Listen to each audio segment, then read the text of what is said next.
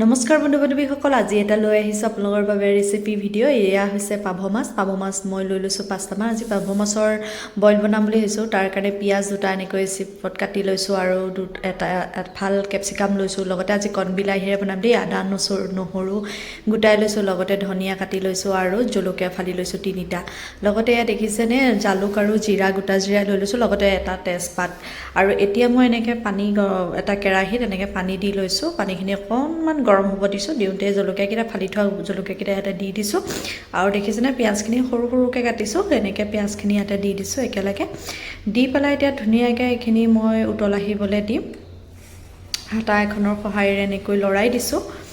আৰু পাভ মাছ কোনে কোনে খাই ভাল পায় বাৰু ক'ব দেই, ক'বলৈ একদম নাপাহৰিব। মোৰ কিন্তু ভালেই লাগে, বৰ ধুনীয়া লাগে, সোৱাদটো বিৰাট ধুনীয়া আছিল মাছটো। এতিয়া মই তেজপাত দুটা দি দিছোঁ আৰু ঢাকোন মাৰি উতল আহিব দিলোঁ। এতিয়া দেখিছেনে পূৰা বক বককৈ উতলি আছে আৰু ভালেখিনি সময় উতলিলে, প্ৰায় 10 মিনিটমান এনেকৈ উতলি থাকিবলৈ দিলোঁ। এতিয়া মই যিখিনি আদা নহৰু পেষ্ট, একচুৱেলি 10 মিনিট হোৱা নাই দেই, 5 মিনিট 6 মিনিটমান হৈছে। তেনেকুৱাতে মই আদা ৰচুনখিনি এনেই মই থেতেলিয়াই দিওঁ। আজি আকৌ মই মিক্সিতে মাৰি আদা ৰচুন আৰু গোটা জিৰা জালুক এইখিনি পেষ্ট কৰি দি দিলোঁ। লগতে যিখিনি কণ বিলাহী যে থৈ দিছিলোঁ, সেইখিনি অলপ মই পিটিকি পেলাই থৈছিলোঁ। এতিয়া বিলাহীখিনি ইয়াতে দি দিলোঁ একেলগে। আৰু কণ বিলাহীৰ সৈতে খুব ধুনীয়া লাগে দেই বইলটো খাই। আৰু নাথাকিলে আপোনালোকে মানে বৰ বিলাহীকে দিব আৰু যিটো বিলাহী থাকে। এতিয়া মই সোৱাদ অনুযায়ী নিমখ দিছোঁ, যাতে নিমখটোৱে সোনকালে বিলাহীখিনি সোনকালে সিজি যায়। আকৌ মই ঢাকোন মাৰি অলপ টাইম উতলি থাকিবলৈ দিলোঁ। এতিয়া মই যিকিডোখৰ কেপচিকাম আছিলে সেইডোখৰ মই দি দিলোঁ। আপোনালোকে নাথাকিলে নিদিলেও কোনো কথা নাই, কেপচিকামটো অপশ্যনেল হয়। আৰু এতিয়া মই ইয়াতে এডাল ষ্টেনৰ সহায়েৰে এনেকৈ লৰাই মানে হেঁচি হেঁচি দিছোঁ, যাতে ইয়াৰ বিলাহীখিনি ভাঙি যায় সেইবাবে। আৰু দেখিছেনে কেনেকৈ উতলি আছে। এনেকৈ উতলি থাকোঁতেই মই প্ৰায় 15-20 মিনিটমান এনেকুৱা হওঁতে, মই 15 মিনিটমান হৈছে তেনেকুৱাতে মই মানে এই মাছকেইটা দি দিলোঁ। কেঁচাকেই মাছকেইটা ইয়াতে দি দিছোঁ। দি পেলাই এতিয়া মই এইখিনি বেছিকৈ লৰাই থাকিব নোৱাৰোঁ, কাৰণ মাছটো যে থুনুকা। আপোনালোকে মাছটো বেছিকৈ নলৰাব, নহ'লে ভাঙি একোৱেই খাবলৈ নাথাকিব। এতিয়া মই ধুনীয়াকৈ ইয়াতে এনেকৈ দি পেলাই এতিয়া আকৌ ঢাকোন মাৰি ভালেখিনি টাইম উতলিবলৈ দিম।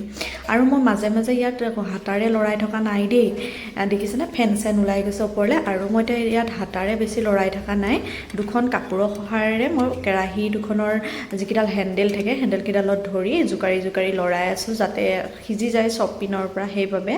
আৰু মাছখিনি বেছিকৈ লৰাবলৈও ভয় লাগিছে ভাঙি যায় বুলি, গতিকে চাওকচোন। এতিয়া আৰু এনেকৈ বাৰু আপোনালোকে পাভ মাছৰ বইল খাইছেনে বাৰু? যদি খাইছে ক'ব দেই, আৰু যদি খোৱা নাই এনেকৈ বনাই খাই চাব।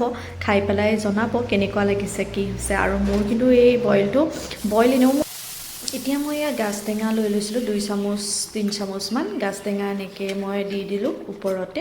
যিহেতু বইলত গাজ দিলে বৰ ভাল লাগে খাই, সেইকাৰণে গাজ দি দিছোঁ। আৰু দি পেলাই দেখিছেনে মাছটো অকণমান লাহেকৈ দাঙি পেলাই আপোনালোকক দেখিছোঁ প্ৰায় মানে মাছটো সিজিয়ে গৈছে আৰু বেছি টাইম নালাগিল সিজোঁতে। মোৰ এতিয়া বইলখিনি হওঁতে প্ৰায় 20 মিনিট 25 মিনিটমানৰ ওচৰা-ওচৰি লাগিছে। এনেকৈ উতলি মই থাকিব দিছোঁ। আৰু শেষত মই এনেকৈ কেঁচা ধনিয়া কাটি থোৱা যে ধনিয়াখিনি আছে সেইখিনি ওপৰতে মই এনেকৈ দি দিছোঁ আৰু অলপমান থৈ দিছোঁ পিছত এক্সট্ৰাকৈ দিবৰ কাৰণে। এতিয়া মোৰ প্ৰায় ইয়াৰ ৰেডিয়ে হৈ গৈছে, দেখিছেনে খুব ধুনীয়া লাগিছে। আৰু খাবলৈও কিন্তু বিৰাট টেষ্টি হৈছিল দেই।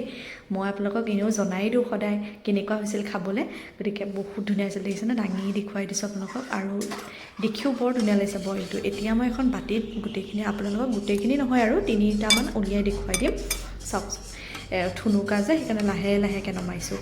এতিয়া মই ইয়াৰ এনেকৈ 3টা মাছ এনেকৈ দি পেলাই আপোনালোকক দেখাবৰ কাৰণে আচলতে তললৈ দিছিলোঁ। চাওকচোন কিমান যে ধুনীয়া হৈছে নহয়, আৰু খাবলৈও যে বিৰাট ধুনীয়া আৰু বহুত সোৱাদ কিন্তু মাছটো দেই। আপোনালোকে যদি খাব বিচাৰে খাব পাৰে, মাছটো বহুত ধুনীয়া। আৰু এতিয়া দেখিছেনে মই এতিয়া গোটেই মাছখিনি এনেকৈ মানে 3টামান মাছ এনেকৈ উলিয়াই দিছোঁ। আৰু লগতে তাৰ অলপ মানে বইলৰ অলপ ৰস ইয়াতে দি দিছোঁ, জোলটো অলপ দি দিছোঁ। আৰু এতিয়া পৰিৱেশন কৰিব পৰা অৱস্থা হৈ গ'ল। বহুত ধুনীয়া হৈছে খাবলৈ। আৰু আপোনালোকে যদি এনেকৈ খোৱা নাই খাব দেই। আৰু ভিডিঅ'টো চাই কেনে পালে ক'বলৈ একদম নাপাহৰিব। এতিয়া শেষত মই ইয়াতে অলপ ওপৰতে যিখিনি যে এক্সট্ৰাকৈ ধনিয়া থৈছিলোঁ, ধনিয়াখিনি মই ইয়াৰ ওপৰতে এনেকৈ ওপৰত দি দিম আৰু শেষত। আৰু